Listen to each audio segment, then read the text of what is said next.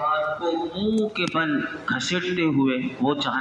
جا رہے ہوں گے، وہ چل رہے ہوں گے، تو عرض کی گئی یا رسول اللہ صلی اللہ علیہ وسلم وہ منہ کے بل کیسے چلیں گے؟ یعنی پاؤں سے چلتے ہوئے تو ہم نے دیکھے، اور ہاتھ سے بھی بندہ چل سکتا ہے، لیکن منہ سے کیسے چلے گا؟ تو میرے آقا علیہ الصلوۃ والسلام نے ارشاد فرمایا کہ وہ رب العالمین اس بات پر قادر ہے کہ انہیں منہ کے بل چلائے، کہ جو یہاں پر یہ کہا نا کہ جنہیں ان کے منہ یعنی ان کے چہروں کے بل جہنم کی طرف ہانکا جائے گا تو انہیں چہرے سے چلایا جائے گا۔ اندازہ لگائیے کہ وہ کیا اللہ کی طرف سے ان کے لیے عذاب ہوگا، اور وہ جہنم میں منہ کے بل چلتے ہوئے جہنم کی طرف جا رہے ہوں گے۔ اللہ ہمیں جہنم سے پناہ عطا فرمائے، اور ایسے عذابات سے اللہ ہمیں بھی محفوظ فرمائے۔ آگے ارشاد فرمایا وَلَقَدْ آتَيْنَا مُوسَى الْكِتَابَ وَجَعَلْنَا مَعَهُ أَخَاهُ هَارُونَ وَزِيرًا، اور بے شک ہم نے موسیٰ کو کتاب عطا فرمائی اور اس کے ساتھ اس کے بھائی ہارون کو وزیر بنایا۔ اس رکوع میں جو یہاں سے دوسرا رکوع 19ویں پارے کا شروع ہوا، اب اللہ رب العالمین نے دوبارہ بعض انبیاء کے علیہ السلام کے واقعات کو مختصر دو آیات میں ایک آیات میں مختصر ان کے ذکر اس رکوع میں کیا، اور یہ ذکر کر کے اپنے حبیب علیہ السلام کو تسلی دی کہ محبوب صلی اللہ علیہ وسلم آپ کفار کی مخالفت اور ان کی سازشوں کا غم نہ کریں۔ جس نے آپ کی مخالفت کی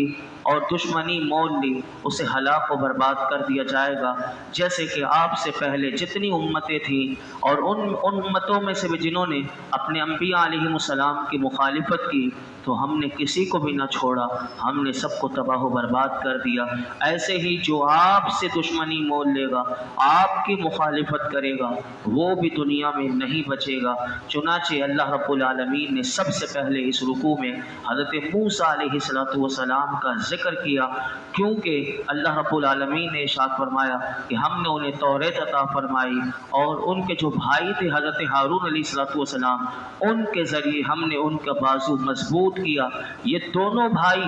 اللہ کے دین کو پہنچاتے رہے، لیکن ان دونوں کی مخالفت کی گئی۔ پھر آگے اللہ تعالیٰ فرماتا ہے کہ انہیں ستایا گیا، ان کی مخالفت مختصر جواب میں اللہ تعالیٰ نے وہ ذکر کر دیا۔ پھر اس قوم کو سزا کیا ملی؟ فرمایا فَقُلْنَا اذْهَبَا إِلَى الْقَوْمِ الَّذِينَ كَذَّبُوا بِآيَاتِنَا فَدَمَّرْنَاهُمْ تَدْمِيرًا، تو ہم نے فرمایا تم دونوں اس قوم کی طرف جاؤ کہ جس نے ہماری آیتوں کو جھٹلایا، تو ہم نے انہیں مکمل طور پر تباہ کر دیا۔ حضرت اللہ تعالیٰ نے حضرت موسیٰ اور حضرت ہارون علیہ السلام سے ارشاد فرمایا کہ تم دونوں قوم فرعون کی طرف جاؤ، کیونکہ ان لوگوں نے ہماری آیتوں کو جھٹلایا ہے۔ چنانچہ وہ دونوں حضرات اللہ کے حکم سے فرعون اور قوم فرعون کے پاس گئے اور انہیں اللہ کا خوف دلایا اور اپنی رسالت کی تبلیغ کی، لیکن ان بدبختوں نے ان دونوں کو جھٹلا دیا اور اپنے کفر پر ڈٹے رہے۔ اللہ نے انہیں مکمل طور پر تباہ کر دیا۔ کیسے تباہ کیا یہ مختصر آپ پیچھے سماعت کر چکے ہیں، 90 پارے میں، 11ویں پارے میں اور کئی پاروں میں ان کا ذکر آیا۔ اللہ نے انہیں پانی میں کیسے غرق کر دیا۔ اب اگلا ذکر اللہ تعالیٰ نے نوح علیہ السلام کا کیا، فرمایا وَقَوْمَ نُوحٍ لَمَّا كَذَّبُوا الرُّسُلَ أَغْرَقْنَاهُمْ وَجَعَلْنَاهُمْ لِلنَّاسِ آيَةً وَأَعْتَدْنَا لِلظَّالِمِينَ عَذَابًا أَلِيمًا، اور نوح کی قوم کو جب انہوں نے رسولوں کو جھٹلایا تو ہم نے انہیں غرق کر دیا اور انہیں لوگوں کے لیے نشانی بنایا، اور ہم نے ظالموں کے لیے دردناک عذاب تیار کر رکھا ہے۔ یہاں اللہ رب العالمین نے حضرت نوح علیہ السلام کی قوم کو بھی ہلاک کر دیا، اس کا ذکر کیا اور فرمایا انہوں نے رسولوں کو جھٹلایا تو ہم نے انہیں غرق کر دیا۔ علماء کہتے ہیں یہ جو رسولوں اللہ نے کہا اس سے کیا مراد ہے؟ تو اس سے مراد حضرت نوح علیہ السلام کی قوم، حضرت ادریس علیہ السلام کی قوم اور حضرت شیس علیہ السلام، یہ تینوں مراد ہیں۔ فرمایا کہ یہاں ایک رسول کی تکذیب گویا کہ تمام رسولوں کی تکذیب ہے،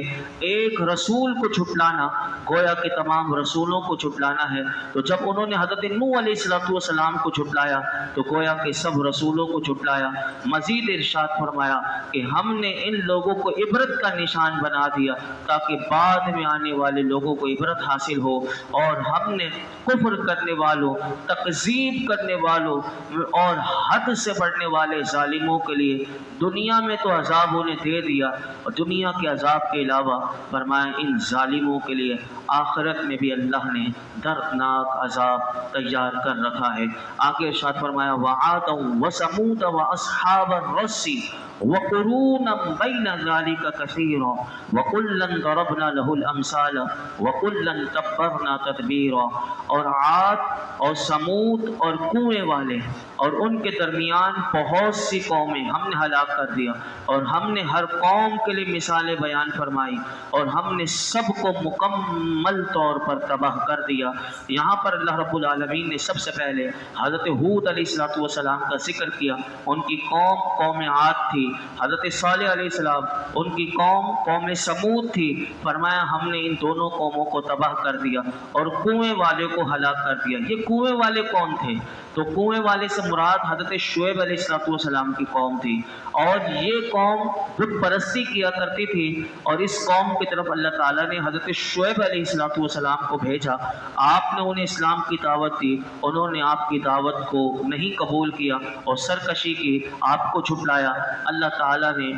آپ کی تکذیب کرنا اور آپ کو ایذا دینے کی وجہ سے اس قوم نے حضرت شعیب علیہ السلام کو تکلیف دی، تو اللہ تعالیٰ نے یہ کنویں کے پاس ان کے مکان تھے، اللہ تعالیٰ نے انہیں ہلاک کیا، اور اس پوری قوم کو ان تمام ان کے مکانوں سمیت اللہ تعالیٰ نے اس کنویں سمیت زمین میں دھسا دیا۔ اسی لیے اس کا ذکر کیا کہ کنویں والے کو بھی اللہ نے ہلاک کر دیا، اور کنویں والوں سے اور بھی علماء کے مختلف اقوال اس کے بارے میں ہیں، لیکن یاد رکھیے گا مزید اس آیت میں ارشاد فرمایا کہ قوم عاد، سمود اور کنویں والوں کے درمیان بہت سی امتیں تھیں کہ جنہوں نے انبیاء علیہ السلام کی تکذیب کی، اور ان سب کو اللہ نے تباہ و برباد کر دیا۔ صرف مختصر ذکر کر کے ساری قوموں میں اللہ نے نبی بھیجتے رہے، لیکن اس قوم نے سرکشی کرتی رہی، سب کو تباہ کر دیا۔ لیکن اسی آیت میں اللہ تعالیٰ نے ارشاد فرمایا کہ یاد رکھنا کہ ہم نے کسی کو بھی بغیر ڈرائے،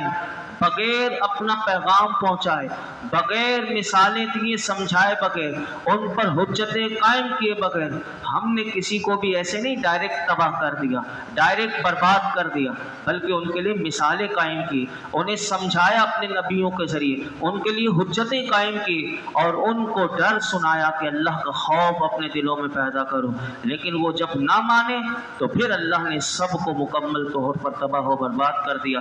آج بھی اس کا قانون یہی ہے کہ جب قوم اپنی سرکشی پر بڑھتی چلی جاتی ہے اور اللہ کا ڈر اور خوف دلوں میں نہ ہو، تو پھر آج بھی زلزلے آتے ہیں، آج بھی آندھی آتی ہیں، آج بھی خطرناک بارشیں ہو جاتی ہیں کہ پورا تہس نہس کر دیا جاتا ہے، پوری بستیاں تباہ کر دی جاتی ہیں۔ آندھی ایک خطرناک اگر چلے تو کچھ نہ بچے۔ آج بھی یہ پیغام یہ بار بار ہمیں سنایا جا رہا ہے کہ دیکھو اللہ نے، جس نے بھی اللہ اور اللہ کے رسول کی تکذیب کی اور سرکشی میں حد سے بڑھ گئے، ہم نے کسی کو بھی نہ چھوڑا، ان سب کو تباہ و برباد کر دیا۔ آگے ارشاد فرمایا وَلَقَدْ أَتَوْا عَلَى الْقَرْيَةِ الَّتِي أُمْطِرَتْ مَطَرَ السَّوْءِ أَفَلَمْ يَكُونُوا يَرَوْنَهَا بَلْ كَانُوا لَا يَرْجُونَ نُشُورًا، اور بے شک یہ اس بستی پر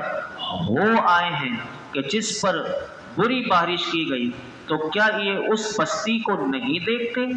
کیا یہ اس بستی کو نہیں دیکھتے تھے؟ بلکہ یہ مرنے کے بعد اٹھنے کی امید نہیں رکھتے تھے۔ یہاں پر اللہ رب العالمین نے کفار مکہ کا ذکر کیا کہ وہ شام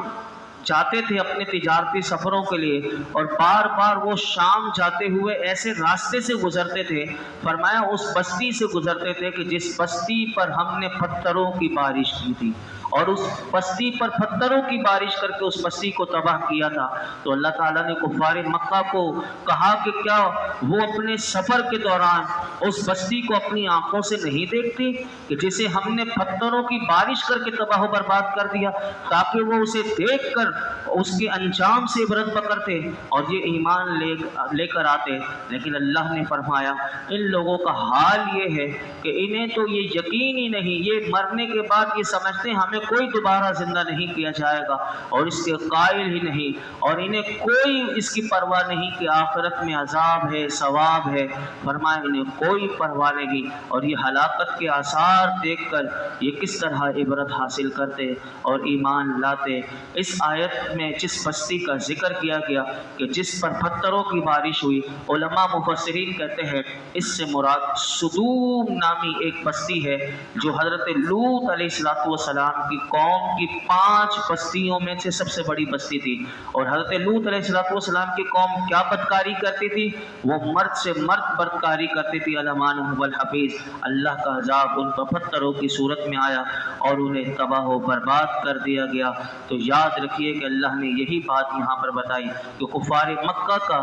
تجارتی سفروں کے درمیان جس بستی سے گزر ہوا کرتا تھا وہ انہی 5 میں سے ایک تھی جس پر اللہ کا عذاب آیا تھا، اور اس کا ذکر اللہ تعالیٰ نے اس آیت میں کیا۔ یہ آیتیں ہمیں پیغام دے رہی ہیں کہ اللہ کا جب عذاب آتا ہے تو پھر کچھ بھی نہیں ہوتا، پھر بندہ بچتا نہیں۔ یہ مہلت اور یہ ڈھیر انسان کو زندگی میں ملی ہوئی ہے، یہ اللہ کا کرم ہے کہ ہم بچے ہوئے ہیں، تو یہ میرے آقا کا صدقہ ہے۔ تو ہم اس زندگی کو غنیمت جانیں اور اس سے وہ اللہ کی بارگاہ میں ہر وقت یہ دعا کریں کہ اللہ ہمیں جو زندگی دی ہے، جو سانسیں باقی ہیں، ہمیں اپنی پسند کے کام کرنے کی اللہ ہمیں توفیق عطا فرمائے، اور اپنے رسول کی پسند کے کام اللہ ہم سے لے لے، ہر برائی ہر گناہ سے اللہ ہمیں بچنے کی توفیق عطا فرمائے۔ الحمدللہ رب العالمین، والصلاۃ والسلام علی سید الانبیاء والمرسلین وعلی آلہ واصحابہ اجمعین۔ رب کریم قرآن حکیم کا درس دینا اپنی بارگاہ میں قبول فرما لے،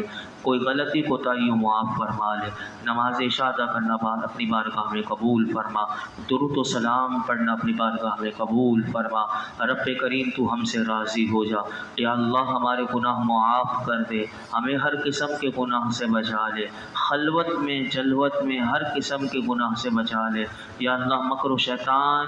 مولائی کریم شیطان کے ہر قسم کے مکر و فریب سے، نفس کے ہر قسم کے مکر و فریب سے ہم تیری پناہ مانگتے ہیں۔ اپنی رحمت کا، اپنی پناہ کا حصار ہمیں عطا کر دے، یا اللہ اپنی رحمتوں کے دروازے ہم سب پر کھول دے، حضور کی امت پر اپنی رحمتوں کے دروازے کھول دے، یا اللہ ہم تجھ سے تیرے فضل و رحمت کا سوال کرتے ہیں، اے اللہ ہم سب کو اپنا فضل و رحمت عطا کر دے، اللہ اپنا فضل و کرم عطا کر دے، ہمارے گناہ معاف کر دے، تو ہم سے ہمیشہ کے لیے راضی ہو جا، اپنی رضا کی دولت دے دے، ملک پاکستان پر، عالم اسلام پر اپنا خاص فضل و کرم نازل فرما، بار بار